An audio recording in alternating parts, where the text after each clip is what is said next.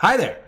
Welcome to another episode of Into the Fog, a weekly Dead by Daylight episodic conversational podcast starring your host, the host with the most, RunningMan. That's me, Killer Main, full-time streamer. Joined as always by my sparkling and shining co-host, DanInaHurry. Dan, would you like to introduce yourself? Dan, hello? Was a push to talk. Do we start over again, or we'll cut that out in editing? No, we'll take it out. We'll take it out in post-processing. Yeah, you're good. My name is Dan, memer, survivor main, full-time streamer here on Twitch. Very new to podcasting, had my push to talk still on. Like to have a good time. He likes to have a good time, folks. You know it. Hit him up in the DMs. This week we are joined by the lovely and talented Smakl, aka Sarah. Sarah, would you like to introduce yourself? Sure. It's a pleasure to be here. My name is Sarah. I stream as a hobby, so part-time, 4 times a week. I am definitely a survivor main, but I probably play about a third of my games as killer. A little bit more now that queues are fun. And mostly I just like to goof around. But you know, we sweat sometimes, so I think I have a little bit of something for everybody. She calls herself a hobbyist, but she puts in more work than a construction worker, you guys. So. That's very true. Well, how much devotion do you have? My devotion level? Let's not. No, let's yes. How? Come on, you're on the spot now. What's your devotion level? Well, it's literally you just answer the question. It's not a difficult question. It's a literal number. All right. I'm devotion 12, I believe. Devotion 12. My goodness. Yeah, she really is. She really is a casual. If you really. There are people out there with devotion 20. Okay, I don't. That's literally me. I actually have devotion 20. I'm not ashamed of my number. No, you've done like 18. I feel like. Yeah, you've done. Everybody, we're all. Come on, girls. We're all pretty here. It's okay.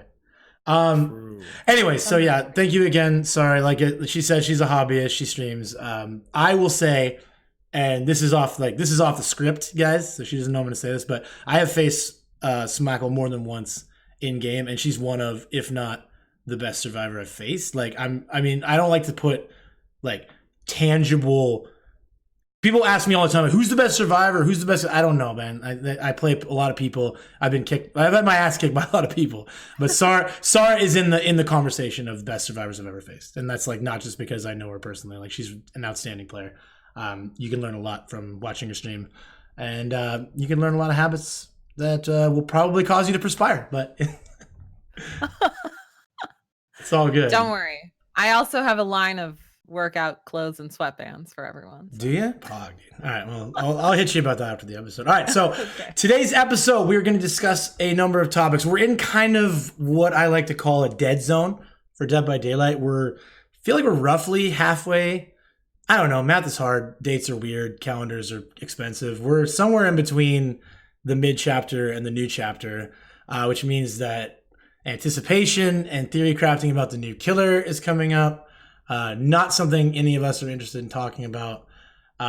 We just had a pretty major mid-chapter patch, and we spent the last couple weeks discussing that at length. So that's sort of not really an exciting topic. We'll touch on here and there just a few things. The doctor change, how it's been affecting the game, how ruin changes have affected the game. I feel like that'll come up organically, but we decided to pick some fun topics for this week just to talk about. Statistics is the first topic. We want to talk about statistics, what's being tracked that we know of, what do we think is being tracked, and why it would be good for people to know more about the statistics in the game. I want to discuss, because we're all streamers, that both play both sides, Survivor and Killer. I want to discuss streaming and the differences between streaming Survivor and Killer, the unique challenges posed from playing Killer and Survivor. And then this week, I wanted to just try a segment, and this might be something that we even do recurring, depends on how it goes, called Let's Play Dev, where we're going to go around the horn and talk about maps, killer powers, add-ons, perks, items, things. Basically, each of us is going to discuss one thing from each category in the game that we would like to see either reworked, changed, or outright deleted. Then we'll get to the questions, and then that'll be an episode of the podcast. You guys, how's everybody feeling? You guys think that sounds fun? Anybody? Dan? Yeah, it sounds amazing. I went for Smakl first because ladies first. I was like, Oh, it's a gentleman. Chivalry's not dead. I'm excited. Cool. All right. So statistics.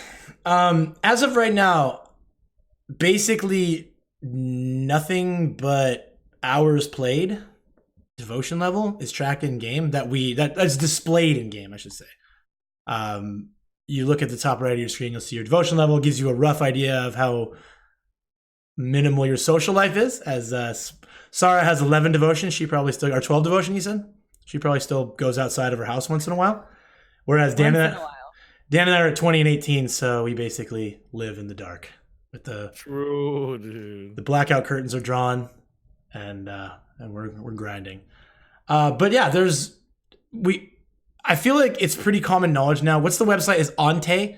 Ante? Do you guys know what I'm talking about? The website that... Oh yeah, 100%. The one that shows you how many hatchets you've thrown and how many this. Yeah. How many times you've been... Well, how many times you've mowed, not how many times you've been mowed. Yeah, so basically there's a website floating around out there, and we'll link it in the bio. We'll link it in the description of the podcast. It's a website that basically it uses Steam achievements to track a number of statistics within Dead by Daylight. It's actually pretty neat to look at. It doesn't mean very much because it doesn't track it equally for everybody. Apparently, if you have a private profile, it doesn't track your stats because as the private profile stops it from being able to pull your Steam achievements. Basically, right. I'm looking at it right now. It tells you like who the top blood point earners are, top escapes, survivors saved, survivors killed, survivors sacrificed. Survivors killed is cool. You guys know I do a shitload of Moris. I'm not gonna mince words here. In my career, I've done a lot of Moris.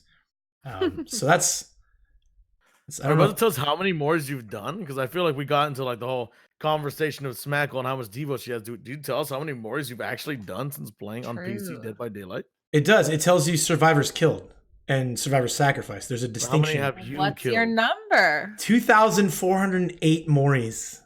That's insane. That's so many Moris. I know.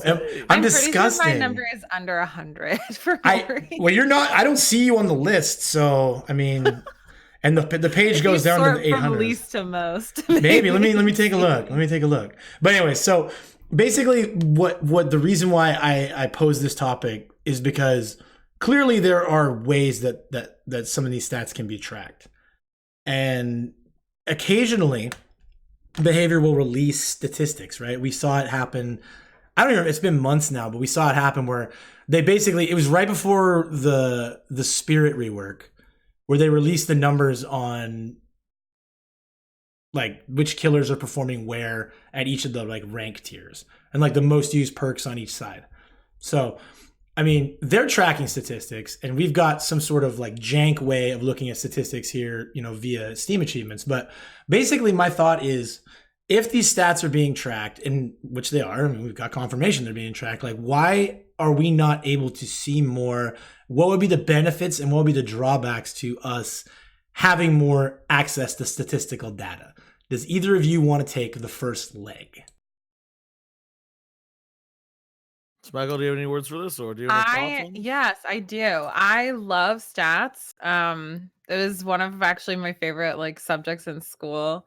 I love looking at them. I love moving like numbers around, and I think that Nerd. Yes. Of the three of us, I was probably the nerdiest, but I only say that because Dan seems like such a cool guy, True, like a jog, pretty much true. I feel like you were hanging out at the diner, which my favorite part of the diner was the guitar, but we'll talk about that in another podcast. And I also think that you're over exaggerating how cool I am now and thinking that that's how I've always been, but no, I just assumed. I feel like you were a buff gym rat back in the day. I feel like I don't like to brag. Oh, sounds like a yes. Well, anyways, back to what you were saying about numbers, please, Sarah. Yes.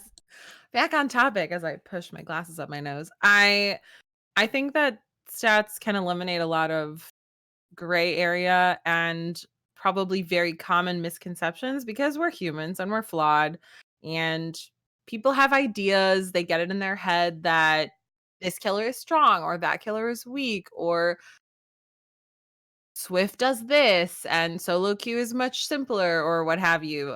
And the numbers, they can't lie. So as long as they're presented in an unbiased manner, and a thoughtful manner, I think they can really help the community perhaps be a little less judgmental or opinionated, and maybe a little more understanding of the truth of things. Yeah, I agree with everything you said. Dan, did you have any more to add? I'm putting you I on the was spot. thinking that. Okay. Before I lose my thoughts of the whole past like stat conversations, because I had that on my mind for a moment. I feel like it'd be really cool to know how many times you've been worried. I feel like that'd be an amazing. All these other statistics. People love numbers. People love knowing how many times they've done this, how many times they've done that. It's something more to work towards and pursue. And I feel like more things to do is definitely a good thing. And I'm always in fan of just giving them more little things they can like look at and love and pursue and work on. I love this moment. I love this moment because we've got Sarah who's like looking at it from a completely technical aspect, being like, okay, well, if we've got these numbers out there, we can solve misconceptions. We can get the community more together on certain things. And Dan's like, it'd be sweet to know how many times I've been worried, dude. That'd be funny. It'd be funny as hell. Probably but 1,000, maybe. I feel like at least to brag about it. At least 1 million. But the point is, like, it's just funny because, like, you're right. You're both right. Like, not only would it be better and healthier for the game from like a let's all get on the same page standpoint, pertaining to, and it's not going to cure everything. It's not going to solve every problem. It's not going to solve every debate, but like some debates will be slammed by the stats. Like I had a friend of mine that used to argue up and down that the pig was the worst killer in the game. Just outright, this killer is the worst killer in the game. I'm thinking like, this is back before the Doctor rework. I'm saying like we got the clown who is literally a survivor at this point. Like he just helps you guys out the gates. And then the Doctor is unplayable because he feels so clunky. And you're going to tell me the pig is bad. And then the numbers come out and we find out that the pig sacrifices over 70% of survivors in red ranks. Like almost 3/4 of survivors that go into trial against the pig don't come out alive. Sounds so fucking brutal, dude. I love this game. But like the joke is, or the fact is, that debate gets turned on its head, you know? And before you say, yeah, well, Scorpions, yeah, I get Scorpions as a god with a killer, but this one guy is not completely destroyed. Josh plays so much DBD. And he literally carries the pig vote. Yeah, right, exactly. Okay, that sounds like somebody who lost an argument and they're just scraping for something. But yeah, bottom of the barrel. The fact is, like, that puts that debate to rest. Like, you literally cannot say that the pig is the worst killer because there are multiple killers underneath that sacrifice rating. And the red ranks, theoretically, is where like the meat of the experienced and strong players are playing at. So, but on the flip side, as Dan put it, if you're a more casual player, if you got a lot of people out there that don't really care about, you know, I don't care about the statistics. I don't care about like how many killers or which killers are weak and which killers are strong. But I would love to know how many flashlight saves I've had in my DBD career. That would be a cool number. Like people love that stuff. Like, yo, I just hit 1,000 flashlight saves. Like it means nothing, but it makes you feel like you accomplished something. A lot like your devotion level, right? Like true.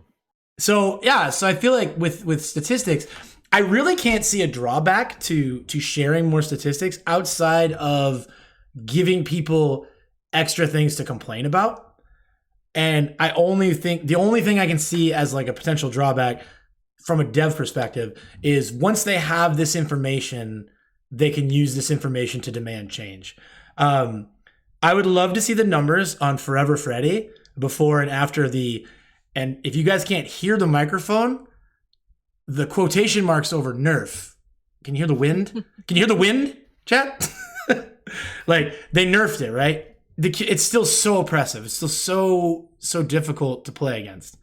I would like to see how that really shook out. And I feel like from a developer perspective, that might be dangerous information to pass along because people that are upset might remain upset. And do you guys have any thoughts on that or any like, do you agree, disagree, no opinion? I mean, I did when he got nerfed, I didn't want to say nothing because I didn't want to burst anyone's bubble at the time, but I had tried Forever Freddy without the add-ons, and he was like, he didn't feel like he didn't feel weak at all. I mean, just the fact that he can teleport with Pop, Thana, Sloppy, like it's so you didn't even need Ruin realistically. You could hit rank 1 easily with just those 3 because he's so strong with it.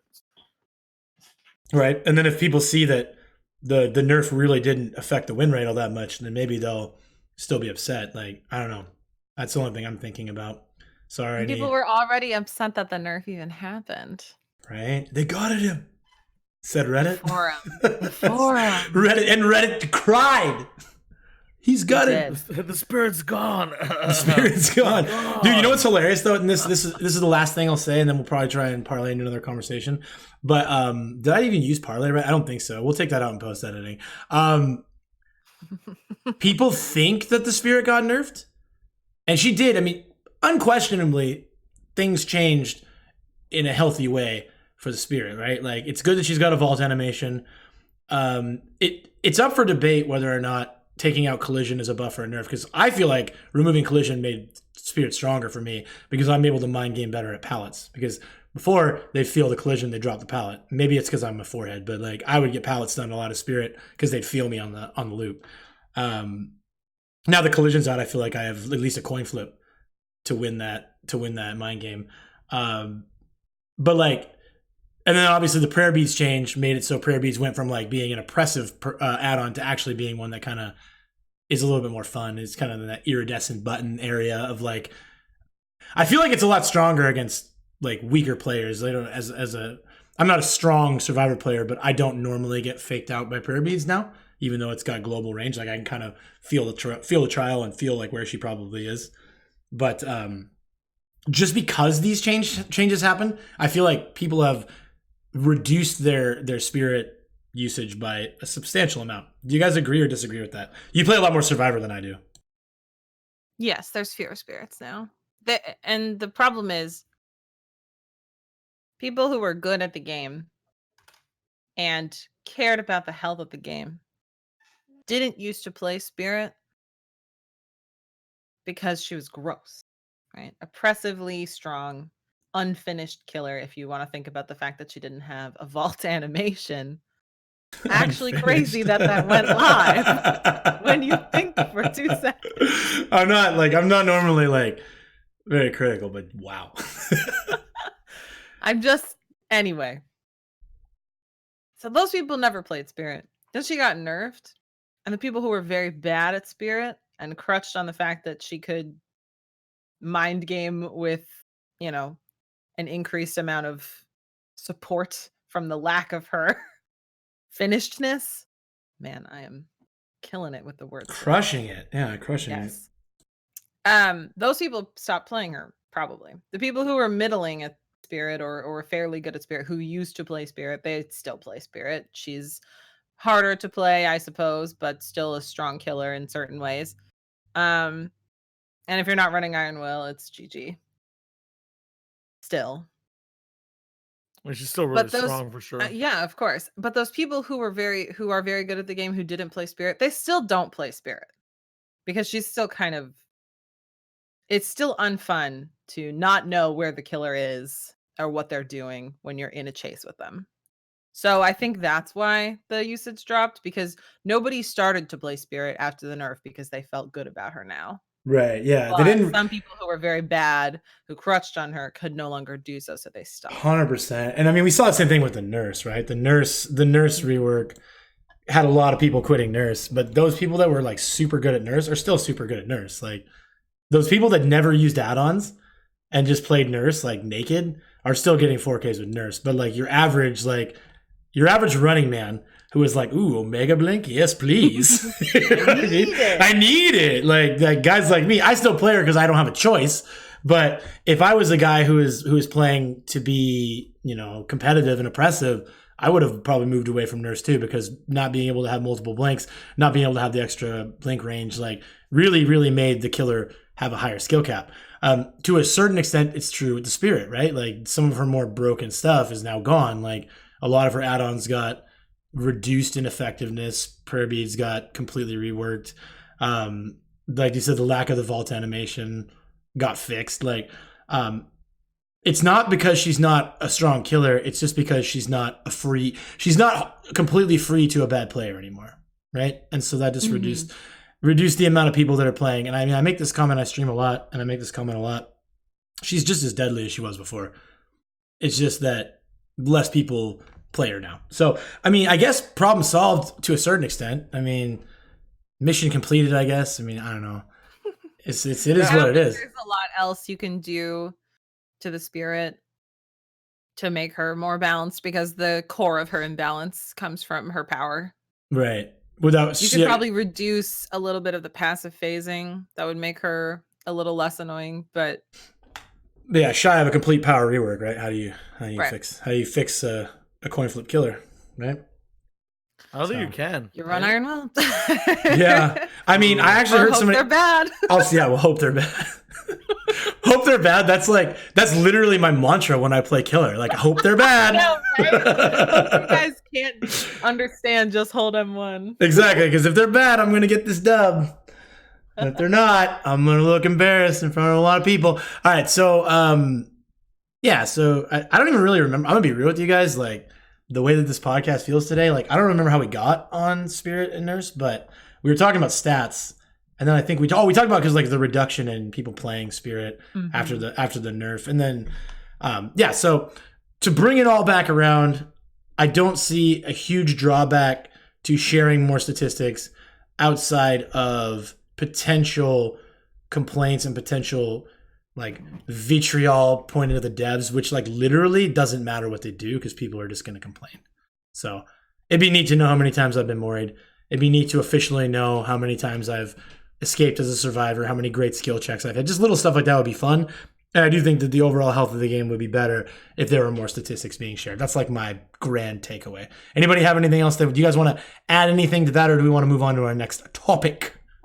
I feel like the fact that people, so there's a number of reasons why people don't play the Spirit anymore. And I feel like it's partly because, like you guys said, if they were not good at playing Spirit in general, she's still fairly easy to play. But I think these weird notions of people saying that she's bad now makes people not want to play her. So I think if they want to continue to think that, I think I'm okay with that, because I hardly ever get any Spirits because they think she's bad to play. True. Just start rumors, guys. They're doing what they sucks, do. bro. Right? You heard? Dude, I heard Ghostface is actually the worst. Don't play him anymore. God, right? They'll never get a single down. Oh man, I don't think we've got the clout. Unfortunately, I wish we had the clout to impact a Ghostface embargo, but no, that's a topic for another day. Holy smokes! All right, so next topic we want to talk about is streaming. If you're listening to the podcast and you're a streamer, you're interested about streaming, you have any sort of obviously, if you know who any of the three of us are, on some level, I would assume. I can't imagine there's a person out there who's listening to this podcast who's like, I've never been to Twitch. I don't know what that's all about. I just want to, I don't know. So you guys are obviously some, right? You know what I mean? Like some dude is, what's Twitch, dude? Weird. Right. Yeah, I'm a Mixer person. But no, some of my best friends are Mixer people. What do you mean? Oof, this just got really awkward. Oh God, this got weird. Okay, so marking do not invite Smakl back. Okay. Oh my God. Anyways, did I mute the mic? No, so we all three stream. All three of us, to a certain extent, are two-side players. I play, I'd say like 80-20 killer to survivor. I'd say Dan plays like 70-30 survivor to killer. I'd say Sarah plays what? Something like 75-25? Survivor to killer? Depends on our days, I feel like, to be honest. I'm literally asking Sarah right now. Are you speaking for her? Like, no. Whoa. Would you say 75-25, Sarah? Not really recently. Recently, I have been playing a lot more killer just because of queue time. So sometimes I just do killer only streams. Would you say you play two sides during online competitions? That to me sounds like a vicious rumor. Okay, well, we don't discuss rumors on this podcast, so I guess I'll have to bury this topic for now.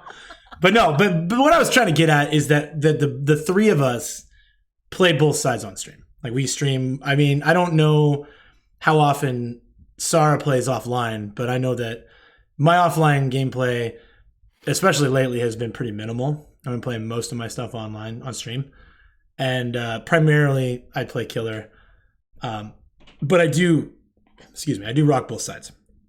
And it's two the weird thing about this game and the cool thing about this game is that it's basically like 2 games in one, right? Like you have 2 totally different experiences. Streaming is, hold on one second.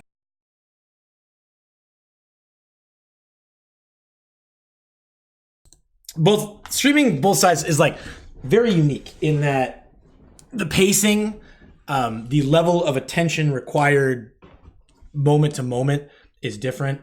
And I don't know if this is like going to be a super interesting topic, but it's just one that I wanted to like talk about more because as a person who plays primarily killer, I feel like if I played the game competitively and I played the game offline or off stream, I might feel differently, but it's a real breath of fresh air to play Survivor for me as a streamer and as somebody who is very engaged with my audience.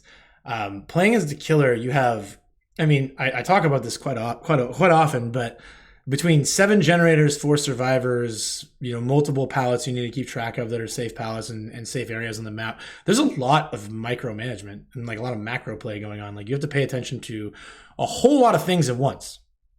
Whereas when I'm playing Survivor, my interactions are very like tunnel focused. Like I'm on a gen. I need to rotate for a save. I need to heal this guy. I need to go get this item out of the basement. Like it's a very like one track sort of thing. I mean, you're keeping an eye on the flow of the game and what's happening in the game. And maybe it's because I'm an average Survivor player. I don't know if it's different, and I'll ask you two because you two both play a lot more Survivor than I do.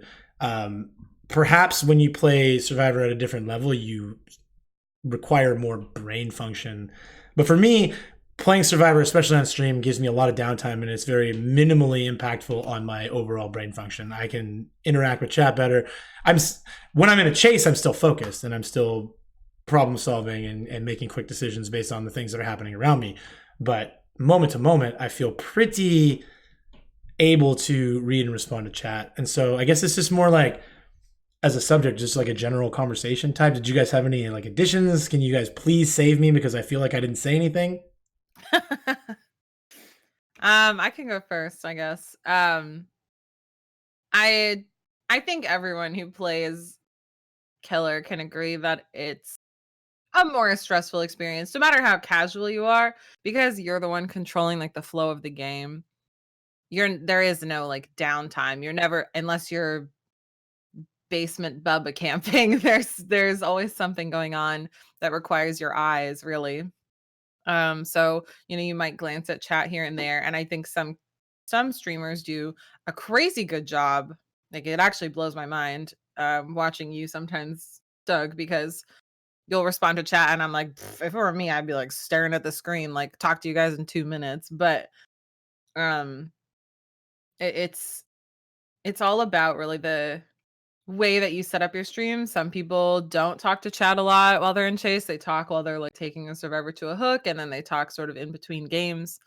That's not really the like way that I like to have my stream, because chat is everything to me. They're everything to me. Everything. Dude, so it does make playing Survivor a lot more chat friendly. Except for those people with crazy multitasking skills, of which I possess very little. So yes, unless you're getting chased for 5 gens and you're really hard focused, Survivor's a lot more relaxing to talk to chat. There's gonna be a point in the game where you're sitting on a gen for minimum 40 seconds. So that's a lot of time to sit there and hang out with your That's peeps. really only if you're like a sweaty gen rusher, though, honestly. True. Oh my goodness. No, and so I do want to comment on one thing. You mentioned, Sarah, that the killer controls the pace of the match. Dan, would you say that the killer is something like the dungeon master of Dead by Daylight? Like, would I say that? I feel like no. Would you say that publicly? Say it out loud? No. You would say that out loud? Okay, no. Would I say that out loud? I feel like, yeah, actually, I feel like the killer's kind of like the dungeon master. I feel like. Okay. Do you have Are any we more? all just role players? Is that what's happening? I feel like we're all just out here rolling our d20s and just making it happen. All right, I want to be a bard. Yeah. Sing to I'll play me. Ash. Seriously. No, The fucking donkey. Get out of here. All right. Yeah, we'll have there's a section around here where we get to talk about these donkey survivors. But no, I appreciate your take on that, and you're right. Like, I feel like I wonder if and Dan, I'll give you a chance to talk here in a minute, but I wonder if this always makes me wonder. Like, it feels like there is a large percentage of streams that are survivor streamers, and I mean most streamers play a little bit of both sides, but like I would say the vast majority of Twitch streamers like identify as survivor mains. And I wonder if that like plays a factor because Twitch is such a social platform and such like community building and interaction, and stream is like everything. And it's just so much, I think it's so much more demanding to do that sort of interaction and also perform at a high level as a killer player.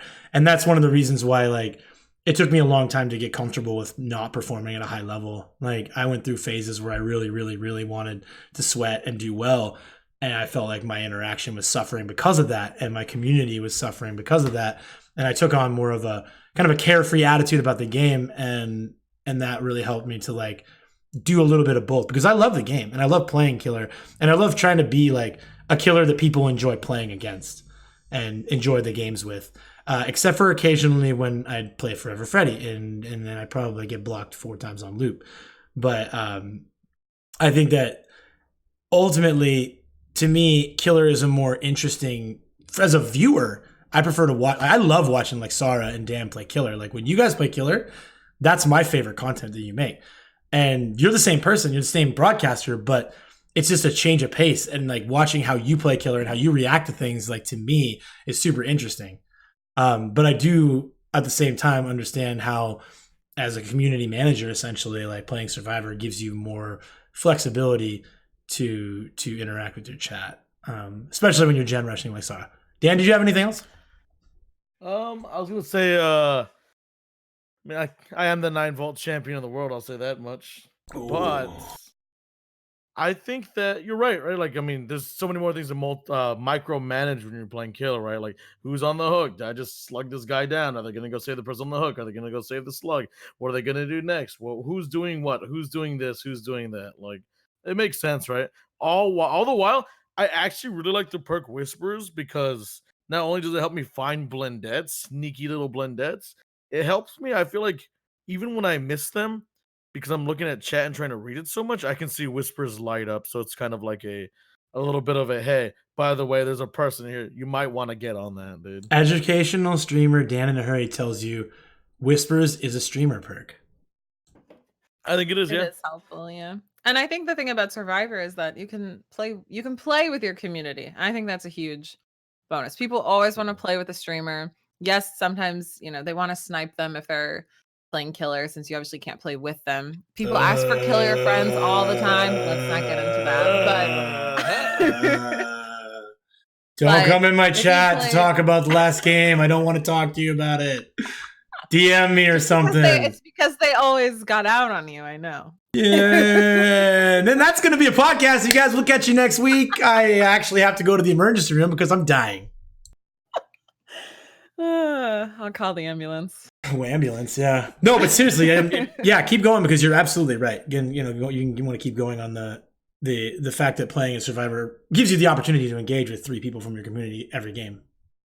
Right, and then you can talk to chat in the meantime, and it's just I think it helps foster the community a lot faster than killer does. And a lot of times I feel like killer streamers, I would say that Doug is very unique because he's not as concerned with his performance. And I love that, because I personally get very bored watching people just get decimated every game, but that's because I'm not a sort of sociopath, like a wary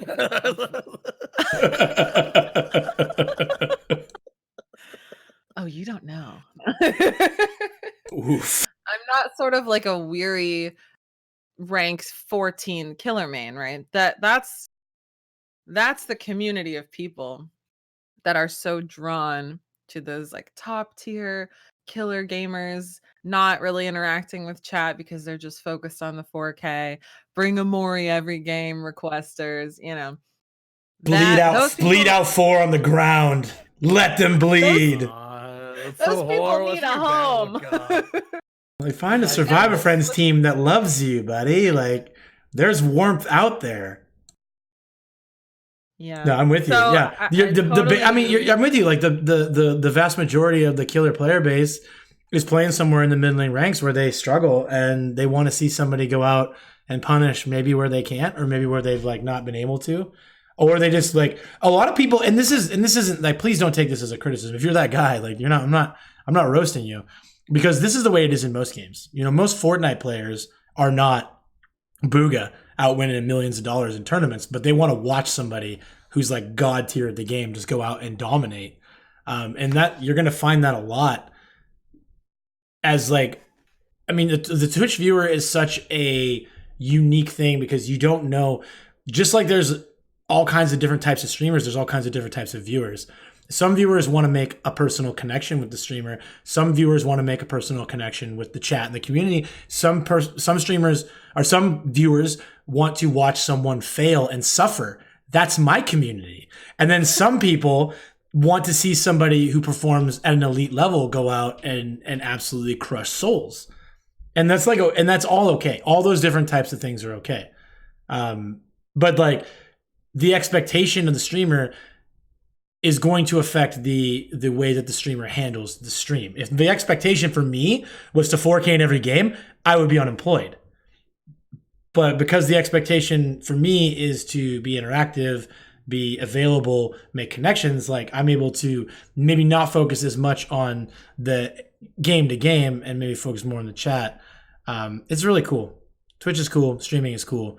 This game is unique in that if you look at two Fortnite streamers, they're both pretty much playing the same exact game, right?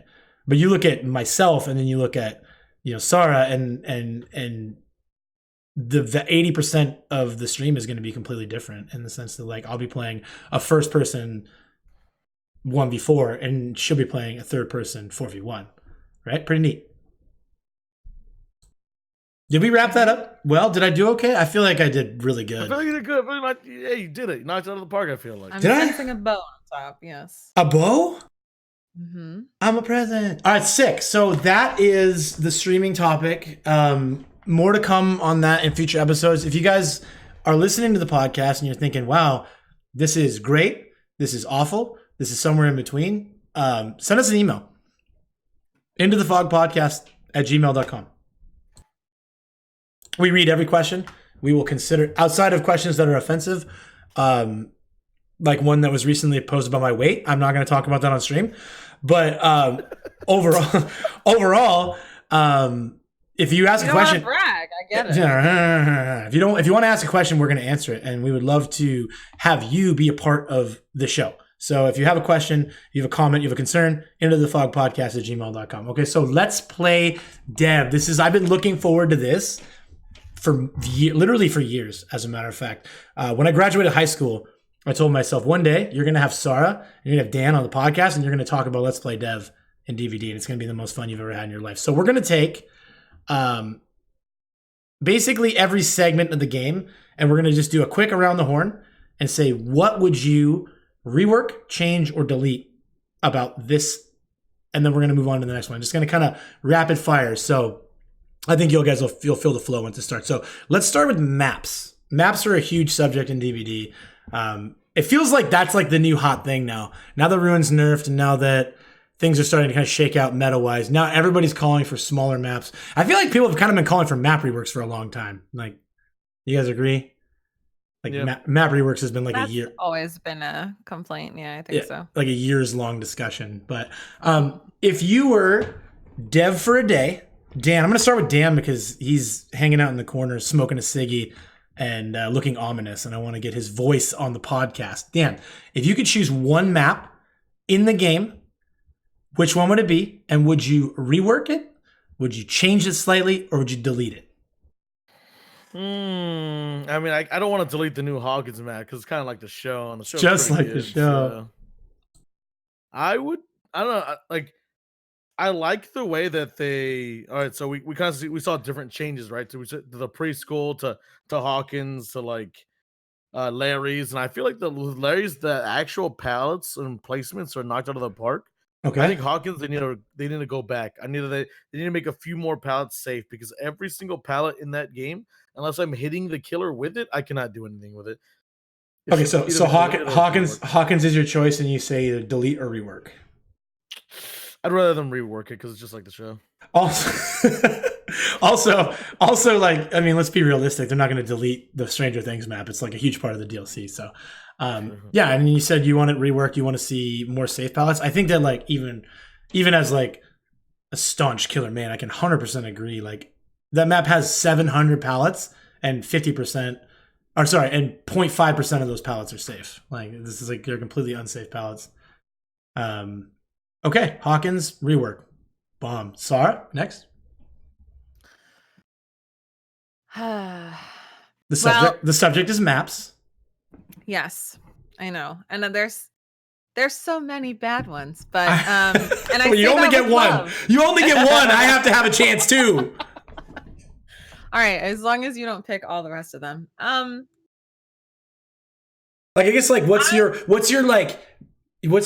map, and it can be survivor or killer. No worries about bias, and just when it happens, you're like, oh, you're like hovering that leave match button. Like, this map is so bad, it needs something. I would say Ormond, Mount Ormond, however you pronounce it. That map is just trash to play on as killer. Not only is it somehow impossible to see auras and scratch marks. They buffed it too. They made it easier to see auras. They buffed it. Now it's a light orange that you can see out of the corner of your eye once every 3 minutes. But the tiles all connected together. They introduced that some awful new tiles in that map that make me cry. Especially for certain killers, it's extremely frustrating, and it's a huge map, big as Gina, huge. And the middle building is not as frustrating as it used to be after the bounce landing nerf, as all middle buildings are, but it is still pretty strong. The god palette that spawns upstairs, I believe, every time. Yeah, there's a pallet upstairs. There's like 2 spots that it can spawn, but it always spawns upstairs. And it's always a god palette, which is fine. You know, I'm not opposed to a god palette here or there, but there are a lot of safe palettes on that map. Right. So do you want a lot of tiles that are very runnable, and they all interconnect. There's like no dead zones on that map. Yeah, which is nice for the survivors. And I say this as a survivor man. I just feel bad when you go to Ormond. It feels really good to have a survivor man be this passionate about. I hate that map. Man. And so you're saying I mean, it sounds to me like you're talking. You want a full, because to me, like, I want to roll back to Hawkins. Like, it sounds like Dan basically said he wants like a slight change, just make a few more safe pallets and he's happy. Like, it sounds to me like you want a full rework of Ormond. Like, that map needs a full like paint. Like, I think the core of the map, with the snow and stuff, I think that the aesthetic of the map is like interesting. Why do you hate Christmas? Is the question I want to ask. Like, why do you hate Christmas time? Like, Santa Claus needs a place to go. It's fair. He's right. I grew up in a snowy town. Okay, I have PTSD. But I think that the aesthetic of the map is fine, but it's way too big. All the tiles interconnect, and I don't think there's a way to rework that in a sort of like, you know, a smidge here, a smidge there. When they recreated the Badham maps 5 times over for some reason. We won't get into that now. You know, they like moved buildings around, and they like dumped on previously existing loops, and they created some new ones. And I won't speak to whether or not I thought they did a good job there. But I think that Ormond needs something like similarly drastic, because there aren't a bunch of buildings, right? There's just the shack and the middle building. Yeah. But the tile sets, that some of them that always spawn, like that one that's in the corner with the one, what are they called now? Like CLC loops? I don't know what people call them. I don't know what you kids are calling stuff anymore, man. I don't know. The palette in the window. And I have no idea. It's the, I don't know. I just know it as the loop that makes huntresses cry because it's impossible to throw through that window from the other side of the loop. And you're a 110 speed killer. Anyway, there's a couple of those tiles and they all have pallets in between them, and then there's the middle building. So you have somewhere to run always, and there's just so many resources. The loop money is insane on that map. My God. So they either need to like reduce some of the tile spawns, or they need to, because there's not like, you never get an Ormond with 4 LT walls and like 2 jungle. It's always a bunch of jungle gems. Right. I mean, it sounds so it sounds like window. maybe just like adjust the spawn. Yeah, I mean, it's a big square. Like the map is not particularly, interestingly created in such a way that it would be difficult to move stuff around, just because it is just one giant square with a building in the middle and shack in the corner. So I think that there's a lot that they could do with it, and compare it to the fact that sometimes you'll spawn into, I don't know, Wretched Shop or something, and there's an entire corner of the map that has like a broken truck and tank tracks, which is like no loop money at all, but that takes up a Maybe not for quarter of the you. whole map. Maybe not for you. Casual. Yes, for those of us, she's a casual, you guys. She said at the beginning. So for those of us urban evasion mains, every tank track is loot money. But loot money. Well, who needs loot money if you don't get found, right? stealthy is healthy. Yeah. Okay. So I'm gonna say this now. I feel like Sarah has actually been talking about Mount Ormond for like 2 hours and maybe 2 hours and 15 minutes. So obviously, before we leave here today, everyone should feel. Everyone will know Ormond is bad. No. So okay. So she's very passionate. It sounds like a change at a minimum. Rework is the ideal. Ormond sucks. Fix it. Or Sarah's quitting. Probably not though. But I'm still gonna be upset. Okay. So my choice may surprise some people. And it was hard because the original Crotus Pen Asylum makes me want to throw up when I play it, because I if you guys know me, I very much prefer M1 killers. So I don't prefer killers that are very good at working that middle building. But my actual choice is Ironworks of Misery. That window in Ironworks of Misery makes me want to set a car on fire just to watch it burn. Take me to jail. Just make this map not ever come up again. Make this window never spawn again. Like that Ironworks window is so safe, and the pallet spawns there every time. And the problem is it's been around. It's been like that since the beginning of time. So everybody knows about it. You know, it's not like, I remember back when Balanced Landing was still full flavor Balanced Landing, and it constantly had the stagger reduction. There was like a specific loop on the game, on the Gideons, that was essentially an infinite. But not a lot of people knew about it. And I would get that run on me like once a month. But literally everyone who's ever fired, it's like Dead by Daylight. It's like part of the fucking tutorial is to tell you about the window on Ironworks. Like, this window on Ironworks, super safe, dude. Like, you should just run to it every time. Every time the killer sees you, run to that window. You'll never get caught. And so maybe I'm just biased, but that's my choice. Just change that Ironworks window. Put a door in. Remove the building. Delete the map. I don't care. I don't DC. I DC on that map. Like, I routinely, the third or fourth time somebody hits that loop, I DC. If I chase somebody to Bloodlust on that map and they dead hard and get the window again, I DC. Okay, like, I'm sorry, like, I can't help it. It's just traumatizing, actually. I know, that's what I'm trying to tell you. Like, we've been talking about it all podcast. I don't care if I win or lose. That map makes me want to die. I don't want to play it ever again. So, Devs, if you're listening, for my personal mental and physical well-being, fix Ironworks for me, please. I'm begging you. I'll go to Haddonfield, Ormond. The maps that are routinely known as the worst killer maps in the game 1,000 times before I go to Ironworks, please.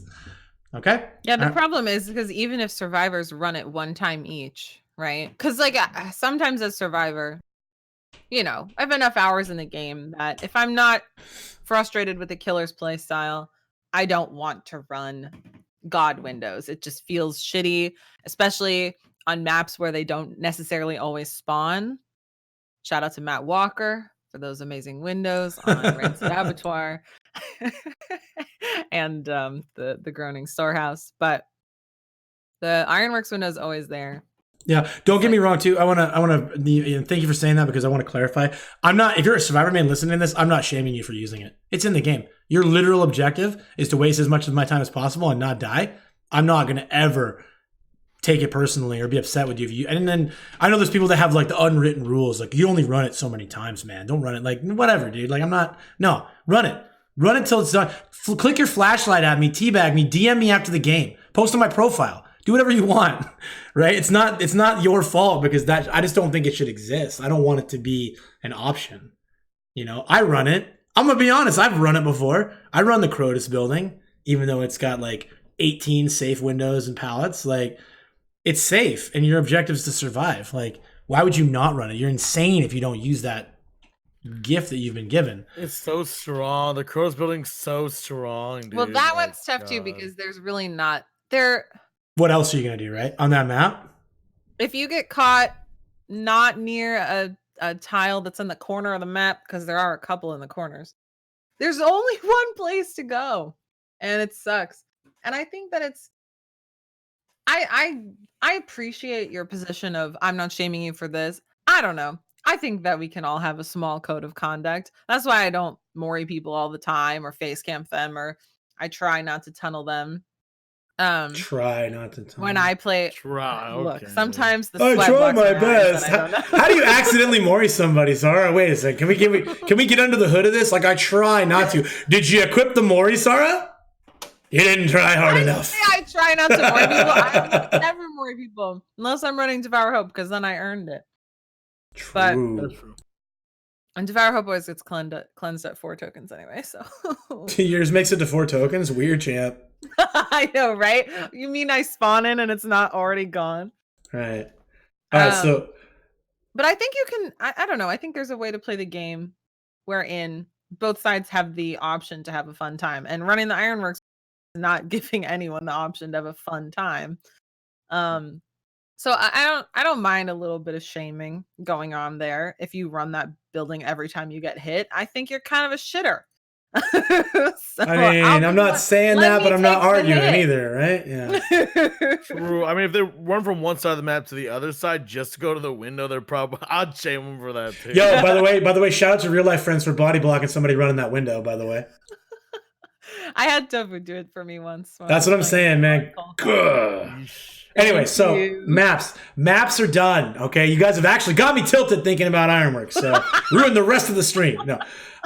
Quick question. What if they got rid of that one pallet outside the window? Would that be significantly better? It would definitely make things easier. Yes, they wouldn't. Right, you have to run around it, because otherwise they'll loop. Just have that pallet not spawn, because they're gonna use it till it's done, throw it on the path, and use it. Even exactly, they're gonna reset the loop, dude. Makes me want to throw up and cry simultaneously. It's so gross. I think they should just get rid of that path. Even if that was the only change they made, it would be something. So yes, absolutely, get rid of that palette. But more importantly, just delete the map and then figure out who it was that designed the map and give them a stern talking to and a demerit.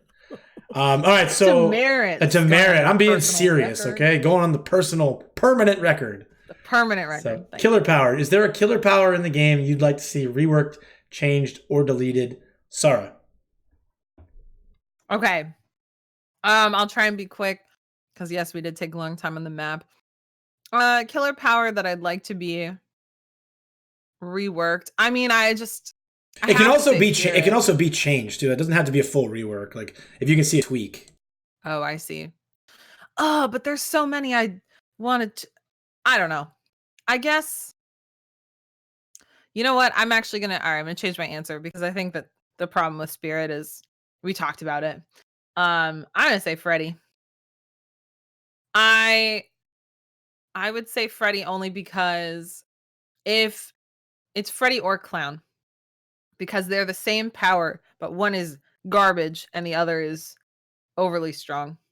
Right. And very unfun and boring, especially with the mechanic Bloodlust in the game.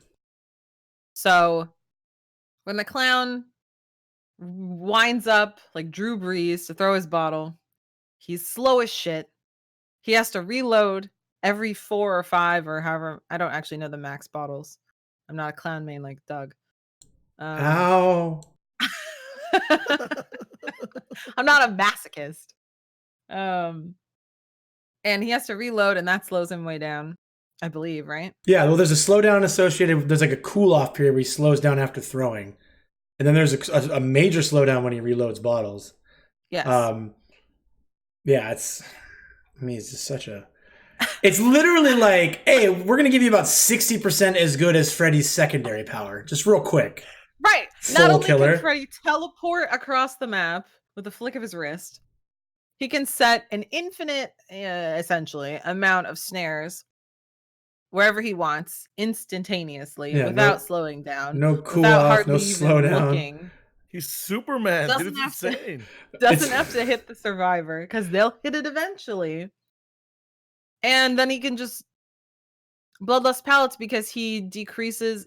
I actually don't know if he decreases vault speed, but if you scream before you vault, obviously it's going to take longer. Yep. Whereas the clown, there's no animation to his scream. So at the very least with clown, you can vault a pallet an infinite number of times. But at least Freddy's short and hard to see and has oblivious. So on a 60-second has cooldown. like a secretly long lunge because of his character model being knife tiny. arms. Yeah. I mean, the clown has a small weapon, but he is a thick boy. Big old. He's a big'em over there, buddy. Big old clown, curly. So it's a one way or the other, really. You need to readjust.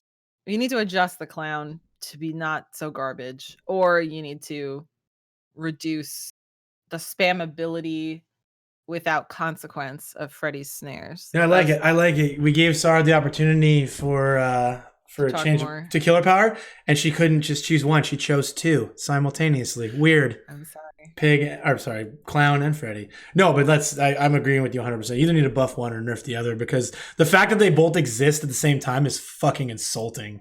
It's insulting. Like, come on, man. Like, give Clown a teleport then. Guys, if you're gonna leave the powers the way they are, let his fat ass teleport across the map, and maybe he'll get out of the bottom of the tiers.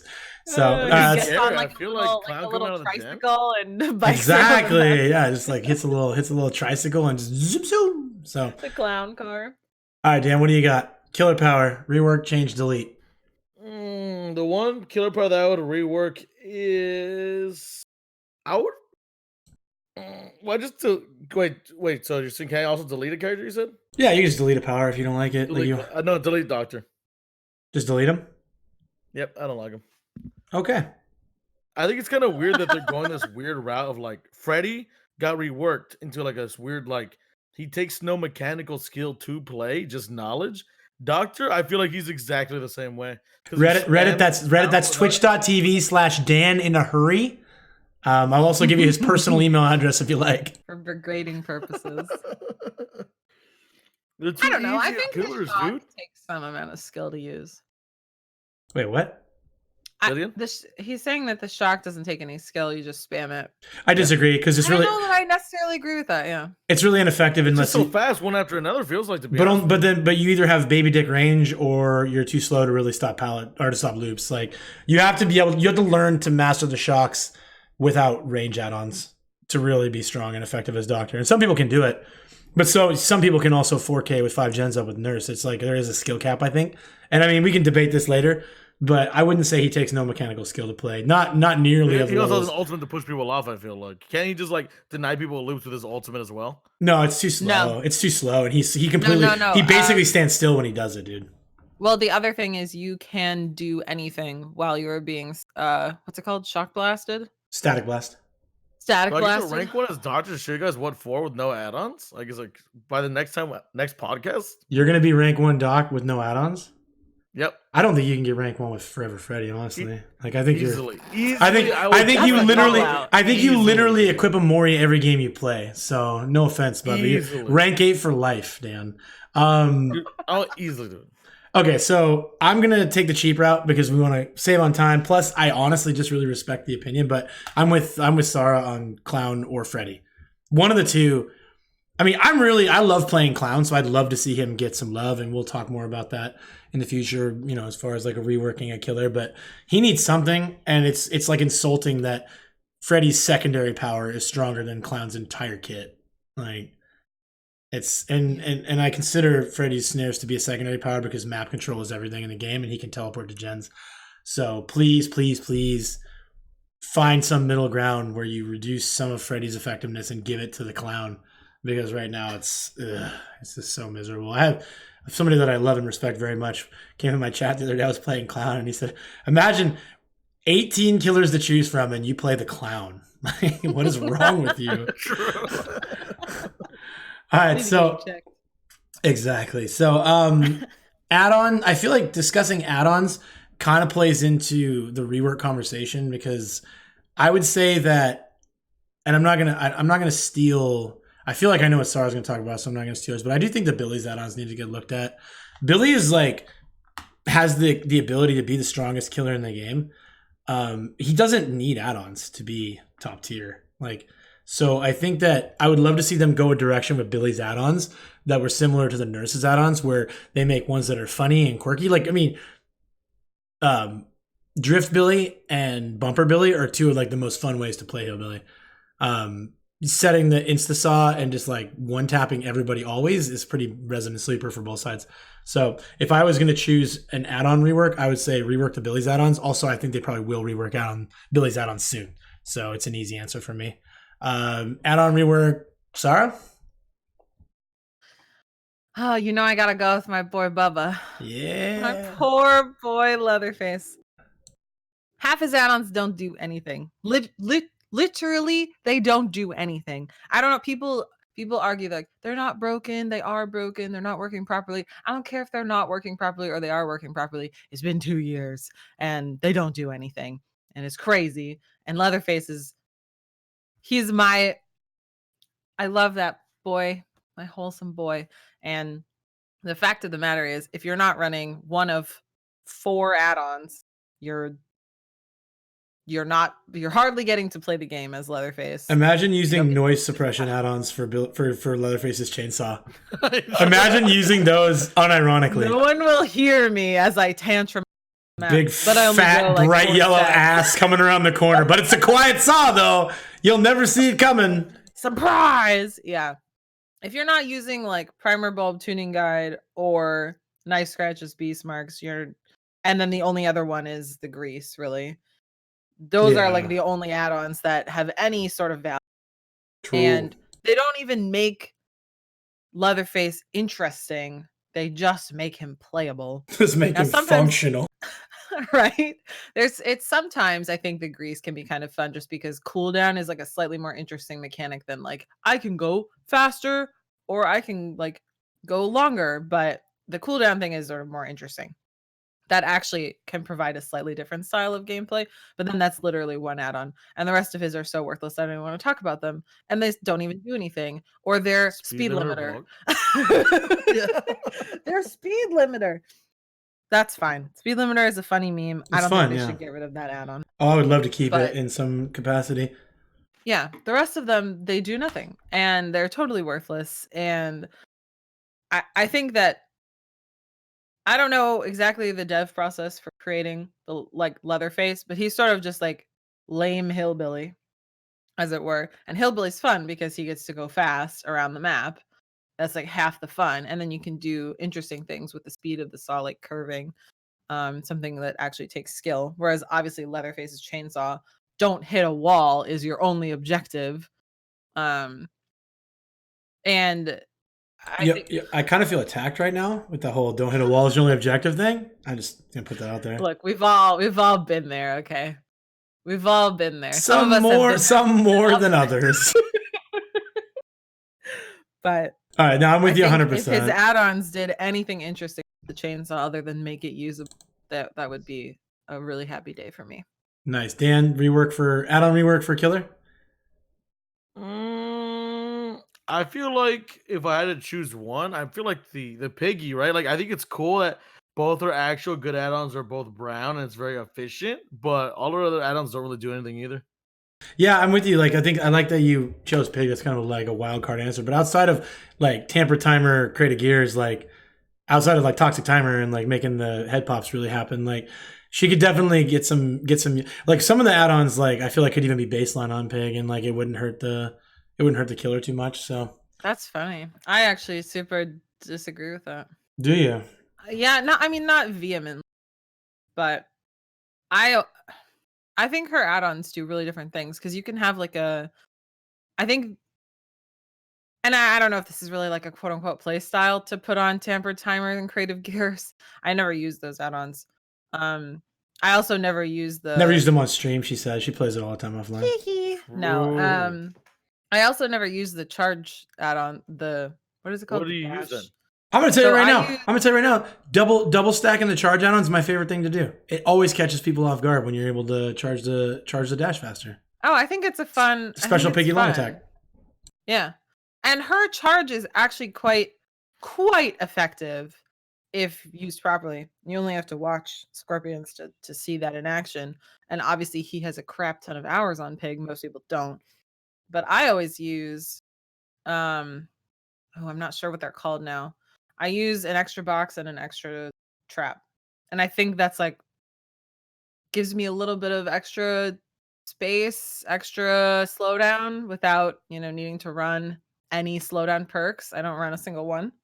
Not even pop? That's kind of crazy. Flex, big flex. Oh yeah, let me just flex. No, I run save Humble the brag? best, I guess. If you kind of like in terms of efficiency perks. Oh yeah, I run save the best. she's so good with it, like so good. Agreed. Sure, building I think save the best is the most like fun perk in the game for. Anyway, if you get a good obsession, it makes me want to throw up because it is body block everything. They do well, that. the thing with so Pig rare, is that you can outplay that, so that's nice, right? Like running Maybe save the best you on, can. like, Trapper or Wraith is frustrating because right, because the special piggy long attack doesn't take stacks of save the best for last, right? Yeah. Yep. So it's so good. So that's why Pig is a strong killer, and I think that her add-ons are not. They don't really need a lot of work. I think it depends on if behavior wants to go for a more like add-ons should change your play style versus add-ons should be buffs, right? Yeah. And I think unfortunately they're a little bit pulled in two different directions. I feel like Hag, Myers, and Nurse all have add-ons that yield different play styles, and some of them are buffs. That's totally fine, but like. And I guess sort of Billy, I guess most people don't use, like Drift King add-ons. But there are others like Pig who it's really just buffs, right? I get more traps, I get more boxes, I get less time for the survivors to more get intensity. Yeah. So there isn't a lot of like unique play when it comes to the Pig add-ons, but I don't really know if behavior wants that to be the case anymore. I can't really tell. Because they like reworked all the Wraith add-ons, and like one or two of them give you a different play style. Well, no, there's more. Yeah, I mean, we probably should wrap this because like now that like I actually agree now. Sorry, you've actually changed my mind a little bit. Like, yeah, the Pig does introduce. While there are some buffs, there are some like unique play styles that can come from add-ons. She's got the wall hack one where you remove the traps and you can see through walls. That's not very good, is it though? It's weak.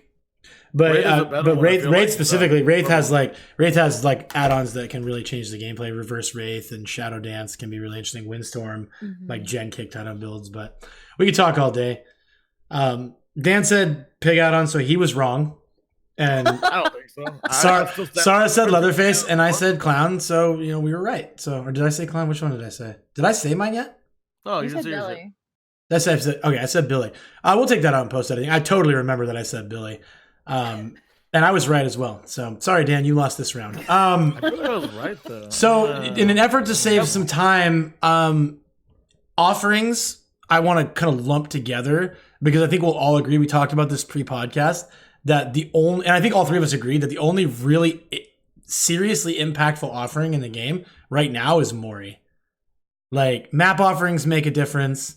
I mean, is there another offering you can think of, killer or survivor side, that really impacts the game like substantially? Compared to Mori's, no. Outside of a Mori? The only other thing that actually changes the game is if, and this is like so stupid, but if people run 2 jars of salty lips and Kobe builds, that actually can really impact the game. Oh my 'cause you god, don't you're have literally to get talking off about the like gens. 4% of games played overall, all ranks, all hours. Like Yes, the answer is Amori. Yeah. The answer is Amori. Well, actually, if they all run salty lips and they all run sloppy, what's the perk? No, the slippery meat. Sorry, I don't spend a lot of time thinking about slippery meat. Dan would have pulled it out right away, guaranteed. Ooh. But yeah, okay. But that's because of his night job. Yeah, 100%. But no, I mean, Mori's really the only offering that substantially has the ability to impact game to game. Let's not spend. We could do a whole episode talking about Mori's, but basically, I think that can we agree that the three of us think that Mori's need to be looked at, like in their current state? In their current state, they are not healthy for the game. Agreed. So that's really easy. I think that every killer should just automatically have a Mori and be able to do it. Is my opinion. No, I'm just Take us back to 2016. Takes back to the Insta Moris, buddy. I want this guy out of the game in 30 seconds. Seems reasonable. No, I think that we all agree that like the power level of the Mori, when you're literally allowed, when you're able to remove 25% of the objective from the game for the cost of a hook, not healthy for the game. So please look at those. Insta heals are gone now. And then once Moris are done, then we can start talking about keys. All right, moving on to Survivor perks. Survivor perk, rework, change, or delete. I would say I would like to see We're Gonna Live Forever actually be a perk. That's my answer. Like, We're Gonna Live Forever at this point is a blood point multiplier. It's basically a blood point offering. It's not, there's not perk there. The killer equivalent is one of the stronger killer perks in the game. So and I'm not a game dev, and I'm the worst because I'm going to say this and then I'm going to have absolutely no suggestions on what to do with it. This morning I literally laid in bed and thought about like, how would I change We're Gonna Live Forever? Like, what would I give it? Maybe some sort of like, every time you get a stack for a safe save, you see the killer's aura or the killer and survivor auras. Like, it would be like the reverse of barbecue and chili. You get to see the killer's aura based on some sort of action in the game. But yeah, I would like to see We're Gonna Live Forever actually have like a benefit outside of giving more blood points. Yeah. It could sort of like be like babysitter. Yeah. Like if they took babysitter out of the game and combined it with We're Gonna Live Forever. If they took babysitter out of the game, would anybody notice? No, because it's a trash perk on its own. But if it doubled my blood points. Yeah, right. All of a sudden I'm a babysitter main, right? Babysitting. So Survivor perks, change, delete, rework. Dan? Let me think here. I would honestly, the perk that I would like to be kind of changed, it's a silly concept, right? No Mither, I feel like would be an interesting perk to change. But I think it would make Unbreakable like not good. I was thinking you can make it so you can get up twice with No Mither, but the second time you stay broken. You're never gonna get slugged at no either, honestly. Like, everybody knows that you can stand up. No, you wouldn't be hurt at the beginning of the trial. But you would but you get to stand second up. Time you get picked up yourself. So you can pick yourself up twice. Yeah. Once they realize you had it, they would just never slug you again. True. So I think that if you get slugged to be used, like, how often do you use Unbreakable twice? You know, how often would in the current meta, probably a lot, dude. Slugging happens. They always are you playing against Oni? Are you playing against Oni in this hypothetical situation? That's fair. When do you get slugged out every game? I feel like. Yeah, me, like, big fan, dude. Stay on the ground for a little while. Or it's on the ground. 50. His Survivor gameplay. It's on the ground POV, dude, because they want to slug him. Slug POV. All right, so Dan says no Mither. You need to make like a scene for your stream with the snails when you're on the ground. No, yeah, help me. Somebody come get me. I'm leaving a slime trail. Sarah, what would you Survivor perk? Rework, change, delete. Okay, I'm gonna take a little different tack on this. So many perks, and so many of them do nothing of value. What I would like to see is a huge reduction in overall perks and have that impact the grind of the game. Because they're not going to stop releasing killers and survivors. Heck, sometimes they'll release 2 survivors in a single DLC. 2 survivors and 1 perk. It was amazing. And everybody gets 3 perks. Why? Because that's the way it is. Well, I'm not going to say that we're out of ideas, but how often do the bottom, let's say, 70% of perks get used? Hey, devs, where are the stats? Yeah, we Give talked us about the stats, right? Give us stats on perks. I'd love to know. We could delete a lot of perks. How many perks would be carried by roulette builds if they released perk stats, right?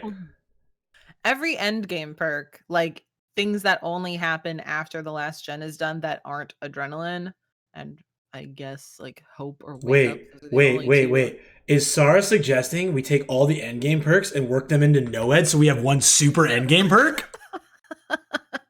This is brilliant! I'm just saying, too many perks in the game that do absolutely nothing and never provide any run them except to like prove that they can run garbage perks and still win. In which case, you might as well just run no perks. I literally have a build for my Claudette that was like, let's pick the 4 most useless perks in the game. And I think right now it's Buckle Up, Soul Survivor, Boil Over, and no, there's got to be one more. Maybe like Left Behind or no. I got Boil Over value the other day playing against a Forever Freddy with the Sabo build. So even then, though, if you're in an open area, literally.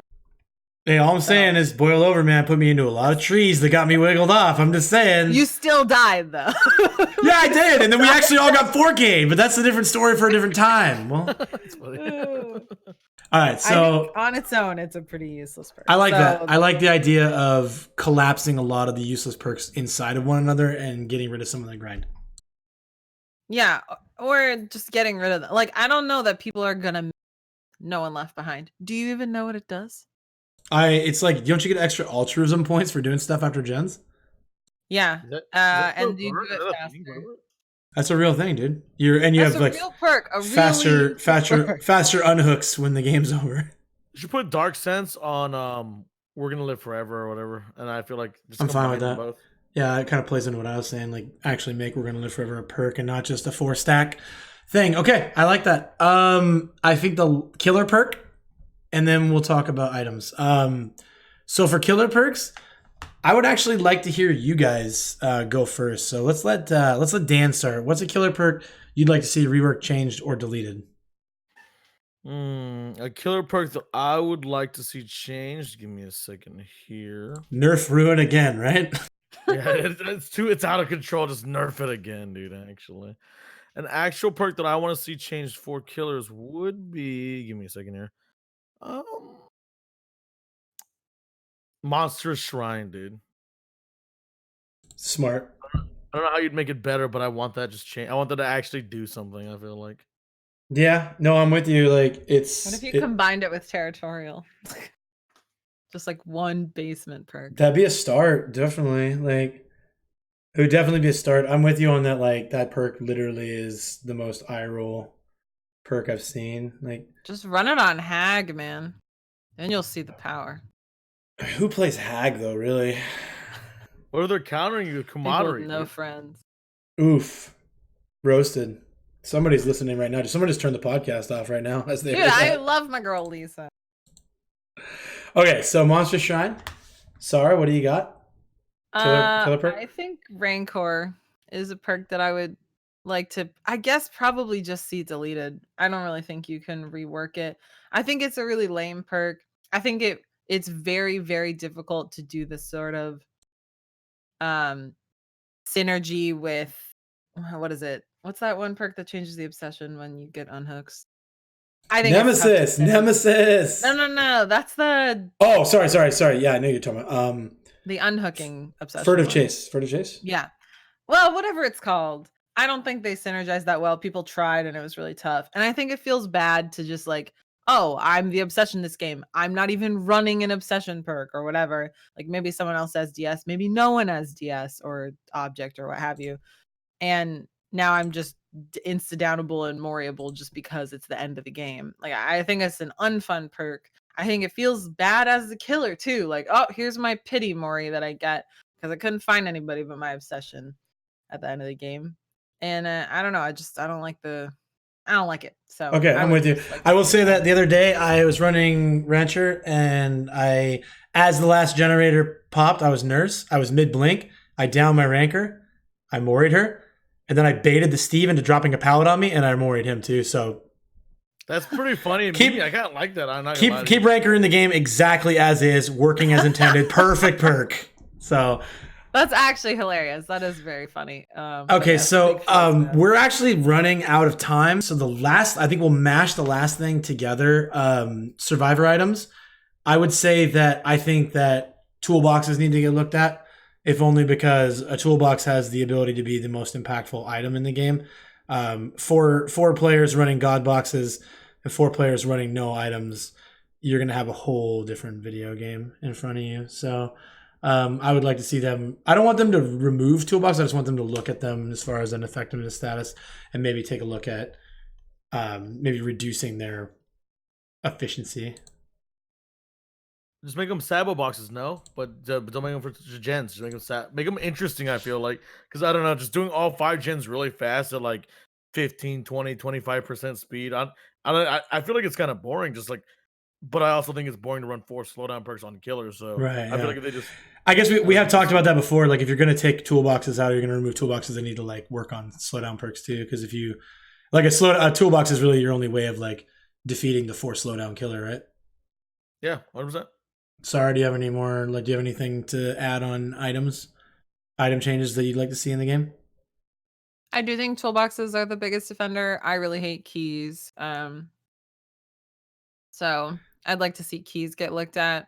I don't know if they need to be removed. Sometimes you get a really tough game against a Forever Freddy, and 2 of you escape via the hatch because of key, and it feels like a goddamn It feels like the best game of your life. Yeah, maybe they take 10 seconds to open the hatch with a key so that you can't just do it in the killer's face. I don't know. Yeah. I'm with you on keys. Like, I think the keys are like, I think there's like an exaggerated, I think I lose people to keys maybe twice a day in a 12-hour stream. Like, a key takes like RNG, it takes like circumstances lining up, and I don't know. I do get that, like, if you're an optimized, like, try hard, like, I want a 4K every game, a key feels unfair. Because it's like unfair that they got out when like you outplayed them all game and they just happened to find the hatch with a key. So I'm fine with them looking at keys and making an adjustment on keys, but like I don't think keys impact the game like toolboxes on any level. I think that a toolbox has the literally, if you bring a toolbox, it's impacting the game, whereas a key could be a completely wasted item slot depending on how the game flows. So I would say toolboxes before keys. But again, like, I'm weird champ. I don't really like get offended by a key escape. I'm like, oh, they got out the key, you cheeky little shits. You know what I mean? I just laugh about it. But some people get really personally offended. Okay, we don't have a lot of time. Dan's got to go. He's got a prior engagement because he's popular. Sarah and I have no lives, so we could be here all day. But Dan's got to go. We're going to skip most of the questions this week, but there's one very important question I wanted to get to. Dead EJ asks Dan, why do you never return my phone calls, as it was confirmed by a DNA test that I am your biological father? That's weird because I'm his dad, so that's kind of odd. I feel like, no. Okay. That's strange. Okay. If that's your answer, that's your answer. Sarah, would you like to take a moment to talk about yourself, do some shouting out of your content before Dan and I rave about you? Well, sure. With the limited time we have, I'll just say that I stream 4 times a week in the evenings on the weekdays, and then I stream Sunday afternoons. So I do try and be around for different kinds of people with different schedules. Mostly I stream Dead by Daylight, and again, mostly I play Survivor, but I do take requests, not as religiously as Doug does, but I can play pretty much any killer in the game, play any perks or perkless. I do pride myself on being somewhat skilled at the game, this casual party game. But I also do play a lot of other games. We do single player playthroughs of a lot of horror games on the channel. So there is a variety of content for you guys. And I pride myself on being like a little bit of a goober, but fairly welcoming. So I hope that if you guys have time, you can stop by and say hello, because mostly I just like talking to people. I can vouch for Sarah being very, very goobery streamer, but she is outstanding at the game. I raved about her skills in game earlier. Her Twitch is on the video broadcast. It will be linked in the description. Please give her a follow. Follows are free, and you never know when you'll discover your next favorite streamer. So give her a follow. Check her out on social media. Sarah, thank you so much for being willing to do the podcast this week. You were an outstanding guest. I'd love to have you back. Maybe we could do a full episode of you just talking about Mount Ormond. What do you think? I would love to. Thank you so much for having me. It's really a pleasure. You guys are great friends. Absolutely. I've been Running Man, formerly 37. Dan, who have you been? DanInaHurry. Meme King. Incredible contribution, Dan. Thank you. And Sarah has been Smakl, and thank you guys so much for tuning in. We'll catch you guys next week. Thank you. Say goodbye. Bye-bye. Bye.